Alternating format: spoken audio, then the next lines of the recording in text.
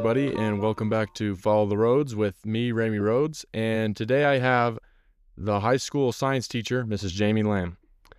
Please kind of give us a 30-second introduction as to who you are. I am Jamie Lamb. I am an alumni of Challis Junior Senior High School, and I teach, my focus was biology, but I teach anatomy, physiology, ecology, evolution, biology, earth and space science, and physical science. And so you said you mainly, what was it?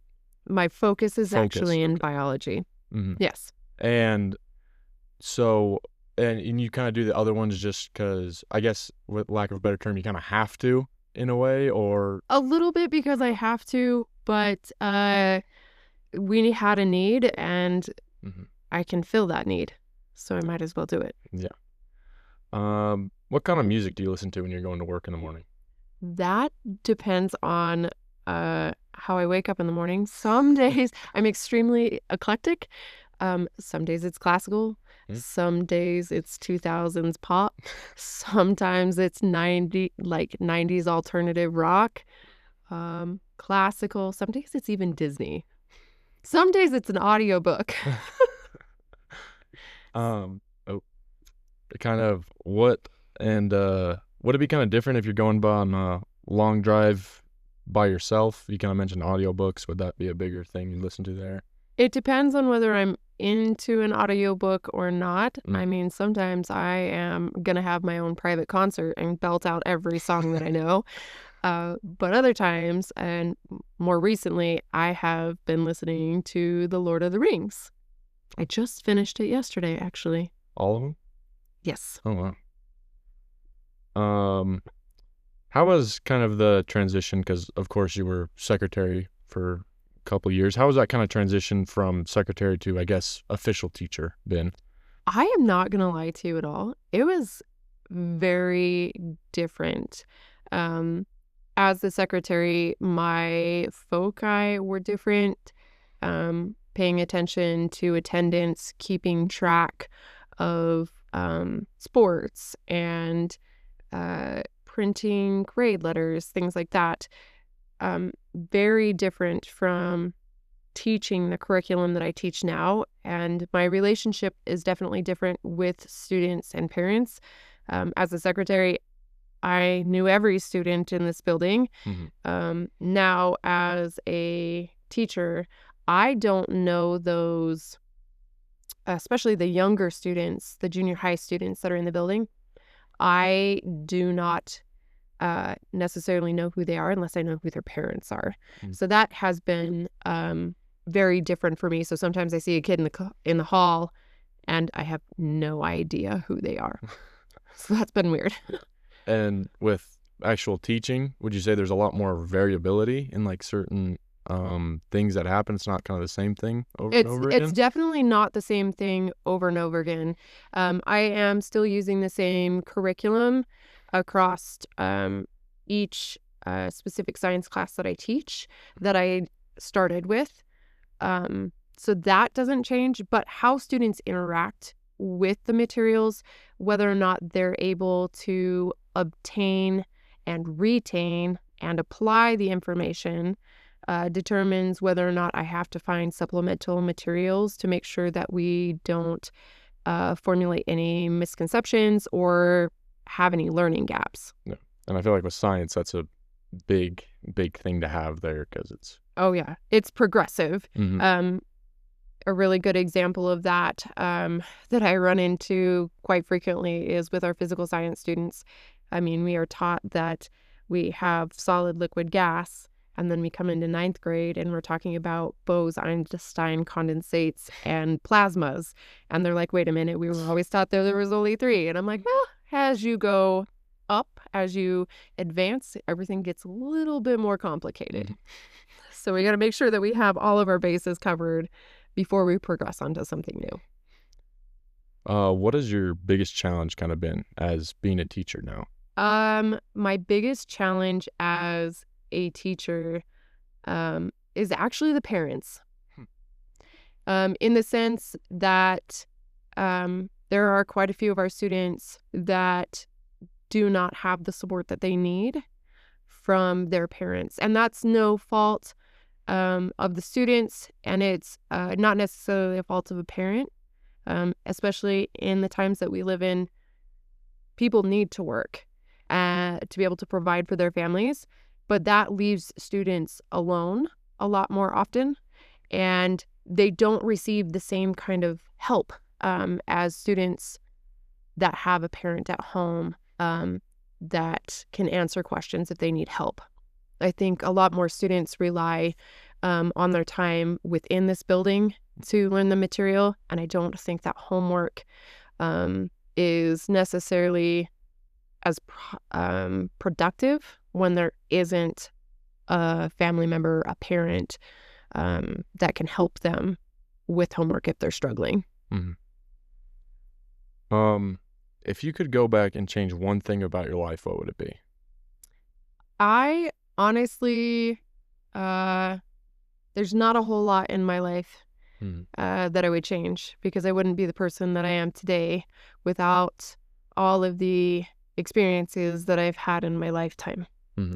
The experiences that I have had have made me empathetic and caring. I care about what people are doing and how they're feeling, and I don't know if I changed anything, if I would be that person.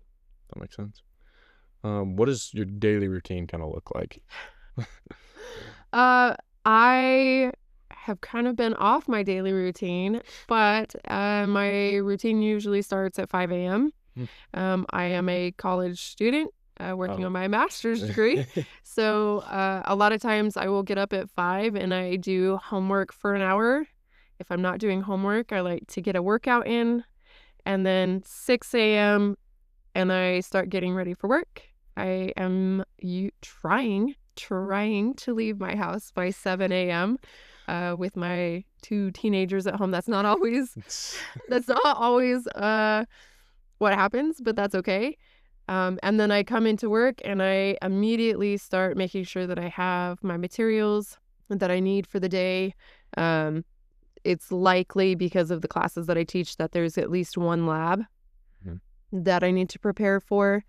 And to make sure that I have differentiated material so that I can meet the needs of all of my students. So sometimes something needs to be translated or modified to meet the needs of those students. A better teacher.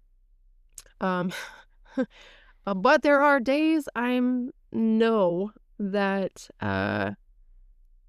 I am exhausted, and I know that my students know that, and hopefully here within the next 6 months I will be graduated and I won't have that problem anymore. On top of that, kind of, how do you kind of relax after a long day then? If it's been a lot stressful, here a long day kind of thing. Self-care is huge for me, and my main form of self-care is working out. And I know that sounds crazy, but the dopamine release that you get is essential for reducing stress. So I like to work out, and I don't work out as much in the afternoons after work, but I do enjoy my chickens. And that also sounds silly, but they each have their own little quirky personalities, and they all have really weird, quirky little names, and I love them.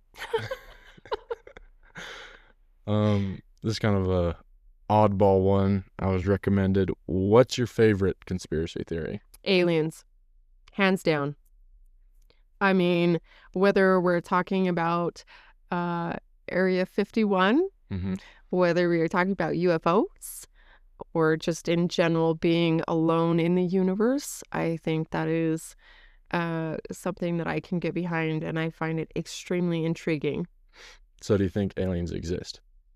I think it is more unlikely that they do not exist.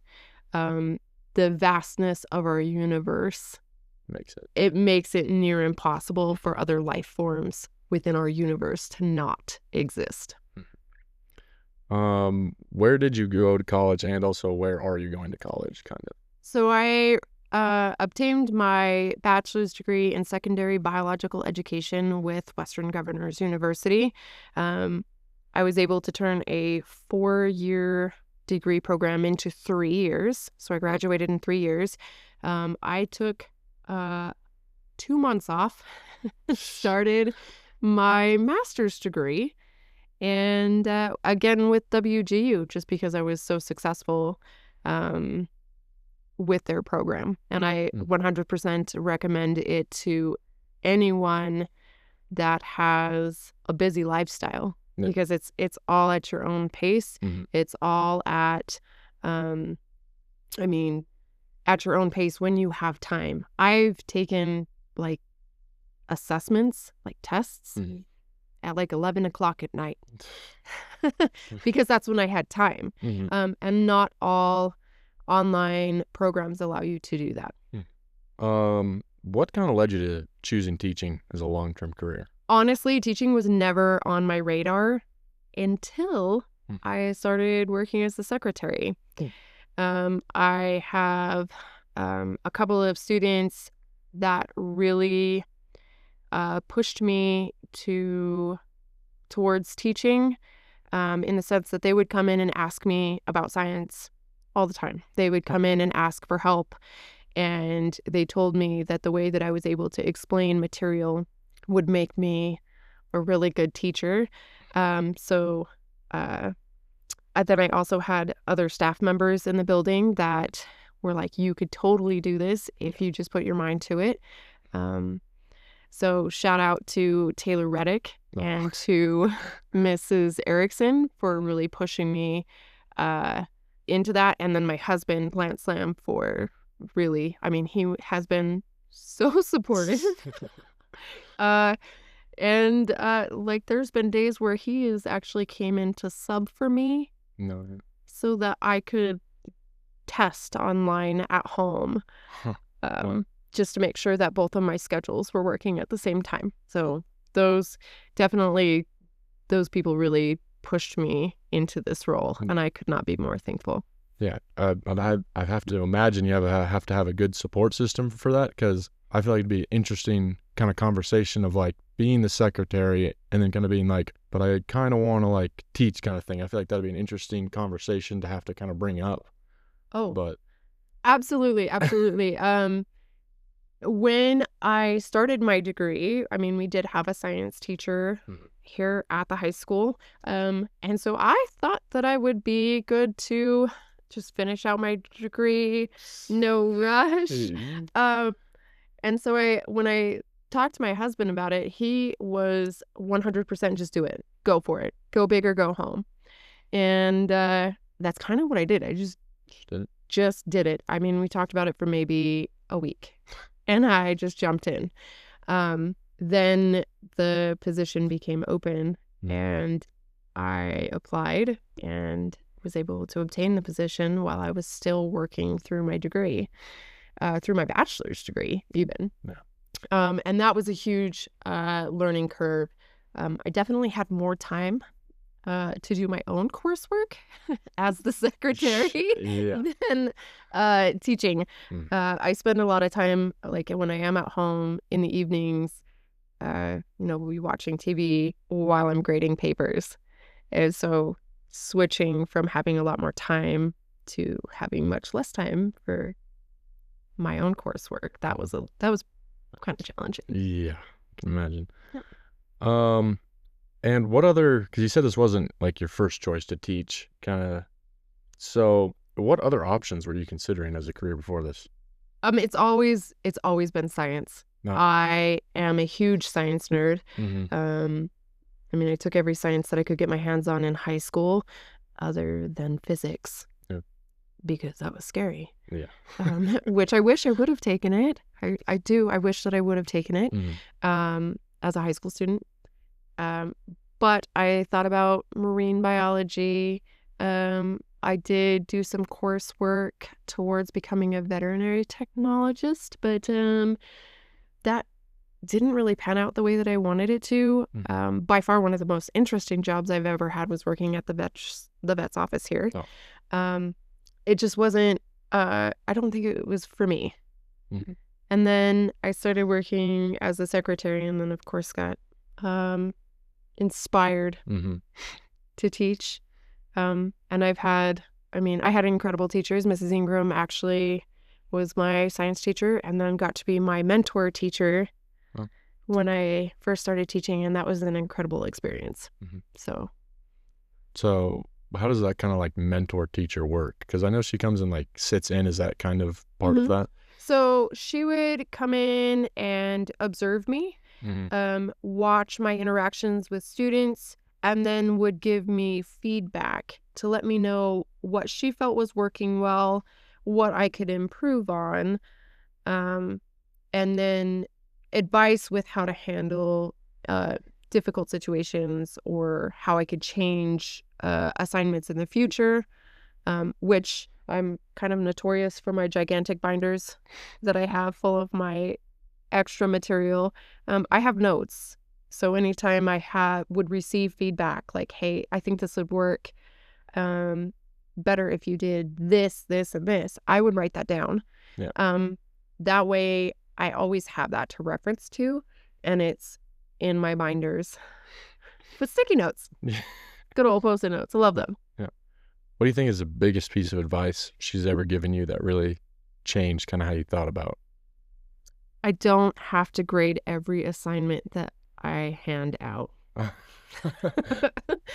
I don't like to give out work unless I think that it is going to help students understand the material better. I certainly don't want them to have an excessive amount of homework. I think even high schoolers need that time after school to kind of have a break. So I really try not to overload my students. But sometimes it's better to complete the assignment in class and go over everything as like an open discussion as we're answering. And then because we covered everything, instead of grading it, I don't have to grade it because we went over it in class. Right? So that reduces my workload. It reduces the student workload. And in the end, we're both happier. Yes. There we go. What sports did you play as a kid? Ooh. In elementary school, we had soccer intramural. And I loved soccer. It's probably where I get my love of running. And then in junior high, we had a lot larger classes. When I was going to school here in Challis, my class had over 40 students. Wow. Right? Which is not gigantic to the big cities, but for Challis, it's pretty big. Pretty big. So in junior high, in 6th grade, I was a cheerleader. Then I played volleyball my 7th and 8th grade year, and your mom was my coach. Miss Erica Rose. Was my coach. One of my favorite coaches I think I've ever had. I played volleyball my freshman and sophomore year. Then my sister, who was a year older than me, talked me into cheerleading. And I was a cheerleader my junior and senior year, and I was actually captain of the cheerleading squad my senior year. But I never gave up my love of volleyball, and I still play every opportunity that I get. What made you kind of want to start the Student Spotlight program? The Student Spotlight's on our Facebook page. I think that you guys should be recognized. I think that athletes, I think all students really need support, and they need a sense of community. And really, if you don't know the people in your community, you have no buy-in, right? So any successful program has to have buy-in, and that's what we're looking for. So by introducing and spotlighting our students, it's giving the community an opportunity to kind of get to know you guys and put a name and face together so that you're recognizable, and start building that community back up so you guys have exceptional support here. I'm not saying that you guys don't have support now. Our community has been wonderful, but I think my goal is ultimately, when I was in school, our stands were packed. Yeah. Absolutely packed. And I would love to see that kind of spirit return back to Challis High School. Yeah. And would you say that that kind of disconnect from spirit has just been kind of a disconnect from the community, kind of like you were saying? Absolutely. Absolutely. I mean, even our student body, you can see the disconnect. The students that are active community members within our building are the ones that have the most school spirit. Yeah. They're the ones that are putting themselves out there, and they are supporting each other. And the students that don't necessarily participate as much, they don't have the same kind of spirit. And so I'm hoping that as our community builds, the involvement will also build. And kind of speaking on like the student side on the spirit, it's kind of, I guess you could say, a hot button topic on, oh, where's the spirit? And coming from your perspective, where do you think where certain kids don't engage as much? What, like, kind of why do you think they don't, from your perspective? I think there are a number of factors that affect student participation in sports. Working in athletics, I do know that we have students that are concerned about the funding, because sports are not the cheapest things to participate in. So we definitely, we do have sponsorships. So if that is something students are worried about, but I don't know that that word is out there. I always try to make that, if students want to participate, they just don't have the funds, we'll figure it out. Like, that's something I would rather have students participating than not. But then again, another factor is parent involvement. If the parents aren't actively pushing students, they're less likely to participate. If they don't have to do hard things, why do hard things? And I can confirm that practices aren't always easy, and they are not always fun, right? So if you don't have that parent that's there pushing them towards a goal, I feel like they're less likely to participate. What was your favorite cartoon growing up? Anything Disney, but specifically, I really loved Dumbo when I was a kid, and The Great Mouse Detective. Those were my top two Disney cartoons that I would watch over and over and over again. Nice. What would you say is the hardest part about your job? The parents. I have worked really hard to make sure that I give students every opportunity to succeed in my class. I don't dock points for things being late. I give multiple opportunities to do corrections, even on tests and on labs. And I feel like that really puts some ownership on the student. They have to own their grade. I feel like in my class, it's difficult to fail, because I give so many opportunities for students to succeed. I'm always listening to feedback. What's working for you? What's not working for you? Let's try something new. Just to make sure that I'm working with the students and adapting to their needs. I do have had students in the past that they don't want to do the work. And then they're not being supported at home and getting that work in. And then I've had parents come to me and be like, why is my kid failing? I would also love to know the answer to this question. especially because I give time in class to do homework. Again, I don't like to give homework. I always give 10 to 15 minutes to do any of my assignments, most of which are relatively short. When I do projects, I give time in class to make sure that if you have questions, if you need help, that I'm available to help. And then it's like they just don't turn it in. And then I get parents that are upset that their student is failing. Or I've had parents blame me for their student failing, but so sometimes there's just that disconnect. And I feel like I do a decent amount of work making sure that I'm in contact with parents, especially if I do have a student that is failing. But you don't always get phone calls back.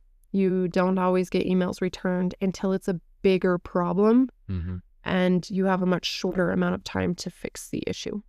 But definitely, I mean, we have some amazing parents, and they bend over backwards for their students, but they can't bend over backwards for everybody else's students.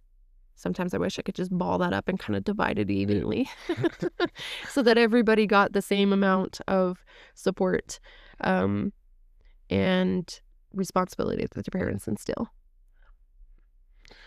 And I guess this could be related in a way is, what do you think is the biggest challenge facing students today, just in general, whether... Social media.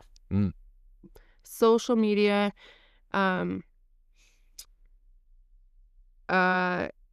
They are so focused on what can happen on social media, what's currently happening, how people are perceiving them, that instead of focusing on their schoolwork here, they're continuously thinking about what's happening on social media. Who's talking about who? We're losing the interpersonal skills. So students would rather sit on their phones and text back and forth to each other than have a conversation like what you and I are having, because it's easier. And I think social media has had a huge impact on students. Definitely with getting their work done. They're much more likely to get their work done if their phone is not immediately available to them. So that, I think, is a huge challenge. So social media plays into that, but even the games on their phones, just that constant instant gratification that you get from likes or from the tee-hees that you get off of TikTok. This is a great video, love it, right? But moderation. Definitely having that moderation, and having the ability to set that phone away from them and actually focus on the material at hand. I think if we had more of that, they would be more successful. And do you think a lot of that kind of comes down to making a shorter attention span? It just makes everything harder. Is that what? Absolutely. I do think that cell phones are creating a shorter attention span. And that has to do with that delayed or instant gratification. Right? When you're playing your games or you're scrolling through TikTok or you're getting the likes on Instagram or Facebook, that's an instant gratification. Whereas your schoolwork, right, it's going to take you some time to get this assignment done. And then it's going to take a little bit more time to get that assignment graded before it gets returned to you and you get to see that grade. So that delayed gratification, I think, is definitely more of a struggle now than it has been in the past. Makes sense. And lastly, is there any question that you're wanting to ask me that I can answer? Absolutely. Absolutely. Given that I have read your senior project paper on podcasts, what responsibility do you feel that you have to filter or fact check the information your guests provide, and how do you handle that? Okay. So when I would kind of see it as more of their opinion in a way, not as me having to go through and being like, well, this is actually incorrect what they said here. I'm just getting their opinion on something. And I don't think I've had a situation where I needed to like fact check. No one's gone off crazy about something. And I've been like, what? I haven't had that. So, but I would say their opinion, like I said, let them speak it out unless it's absolutely like, yeah, it's probably not at all correct. And yeah, that's what I think at least. Would you address it, or do you think you would filter it? What do you mean by filter? Like, would you be more likely to address it on microphone, or would you be more likely to snip it out of your podcast? that would probably snip it. Fair. Yeah. Fair. All right. Yeah. Oh, I did forget one thing. I have these cards. So you pick 3 and then hand them back to me and I'll read them. They're just simple little questions. Okay, first one is, what would you create for your city if money was no object? If money was no object, Mm-hmm. this school building would be so updated. Yeah. We would also have a pool Oh. and another, I would say 2 more gyms. No, yeah. We would need more gyms. Mm-hmm. But the building would, I mean, we have an amazing building and our maintenance crew has done a wonderful job keeping it up. Mm-hmm. But imagine if money was not an option, how incredible They would, the curriculum, the materials, the resources would be Mhm. if money was not a problem. I even think of like a rec center would be like great too. A rec center, yeah. absolutely. Mm-hmm. An after-school program for students. Yeah. That would be an amazing attachment to all of that. Exactly. Yeah. If you were asked to design a new amusement park ride, what would it be? A new amusement park ride. Oh, that's really hard. Yeah. I have no idea. It's so hard. There's like no, I feel like I can't innovate off of it in a way. Well, I love roller coasters. Mm-hmm. So we would want to manipulate that. Yeah. And I'm a huge fan of water. So what if we took Splash Mountain, Mm-hmm. but made it more roller coaster? So just more water. more water with more, I don't know. I guess that would be kind of like if you were to run through a automatic car wash. Which I don't think would be great now that I think about it. I don't know. Next question. If you could combine 2 animals into one, which 2 would you combine? If I could. Does it have to be original? Because I feel like a Pegasus would be amazing. I think that counts. I think that's good. And if I ride a horse or fly, that would be incredible. Yeah. Okay. Thanks. What about you? What 2 animals would you fuse together? I don't know. I'd do something like random, like a octopus and a moose. I don't know. Like. So would the moose have the legs of an octopus, or would we have the legs and body of a moose with the head of an octopus? That. Ooh. I think it'd be like a really big, like octopus, but it's like has like antlers like a moose, and it can walk on the ground, but it has 8 legs, but it can also swim. Okay. And it can like shoot ink at you on the land. What if we did like I like that, but now that I'm thinking about, what about like a pig meets bumblebee? Oh, so it's a big pig with wings. A big fuzzy pig with wings that should not be aerodynamic. I mean, that would be fascinating. We could get rid of the creepy little Velcro feet, though. We would keep the pig legs because insects have gross, nasty Velcro feet. I feel like that'd be kind of cute. If pigs could fly? Yeah, with bumblebee wings. With bumblebee wings? I think that'd be great. Any last remarks?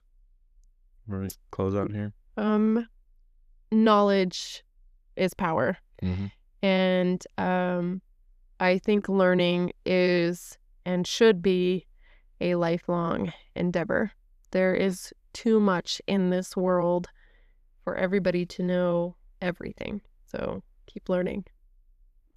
That's good. Thank you for your time, and thanks to everybody for listening. Your support means everything. If you have any feedback, let me know, and I'll see you next time on Follow the Roads. Thank you.